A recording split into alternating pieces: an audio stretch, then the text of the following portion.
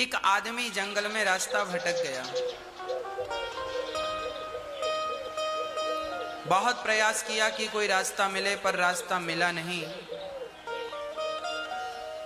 वो और घनघोर जंगल में रास्ता खोजने के लिए यहां वहां घूम रहा था। घूमते घूमते और घनघोर जंगल में प्रवेश कर गया। वहां बहुत हिंसक जीव रहते थे। शेर रहता था। शेर ने आहट सुनी कि कोई है। शेर अपनी गुफा से बाहर निकला और बहुत सावधानी से वो देखा कि कौन है। तभी उस शेर को एक इंसान नजर आया। ये वही इंसान है जो जंगल में रास्ता भटक चुका था।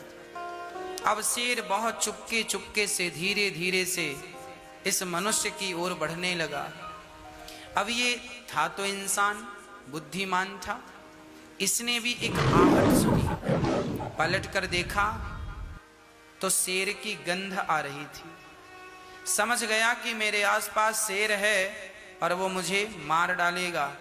तो ये आदमी, ये व्यक्ति अपनी जान बचाने को जोर से दौड़ लगाता, भागता।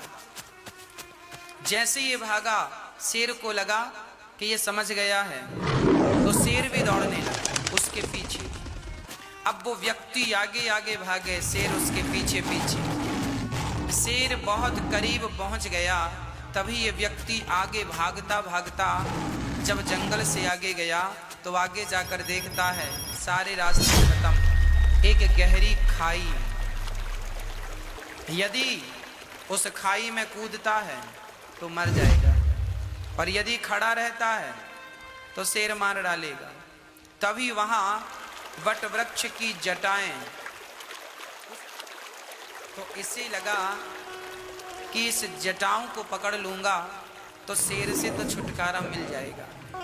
वो कूद गया उस खाई की तरफ और कूद कर बहुत बल से उसने जटाओं को पकड़ लिया। जटाओं को पकड़ा ही था कि शेर आकर खड़ा हो गया।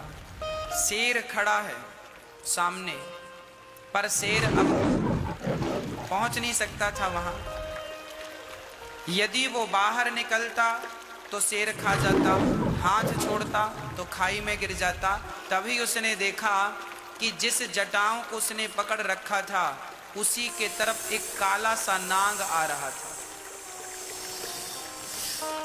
बट वृक्ष में नाग इत्यादि तो रहते ही, वो काला सा नाग उसकी ओर आ रहा था। अब उसी समय मधुमक्खी का छत्ता भी वहां पर उस वट पर लगा था, उस वृक्ष पर लगा था, और उस मधुमक्खी के छत्ते से शहद की एक एक बूंद उसके मुख पर टपक रही थी। वो जैसे ही उसकी होंठों पर टपके तो वो अपनी जिह्वा से चाट ली।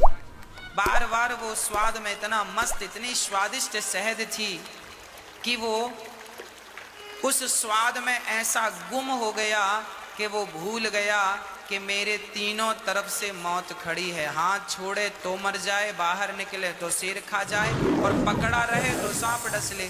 तब तक सांप आया और सांप ने सचमुच उसे डस लिया और वो शहद में ही मस्त हो गया।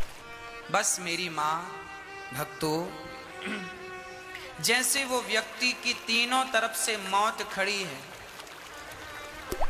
और फिर भी वो शहद की एक एक बूंद में सुख ढूंढ रहा है, यहाँ से सुख मिल रहा है, उसी में मस्त हो रहा है। यही मनुष्य की दुर्दशा का कारण है।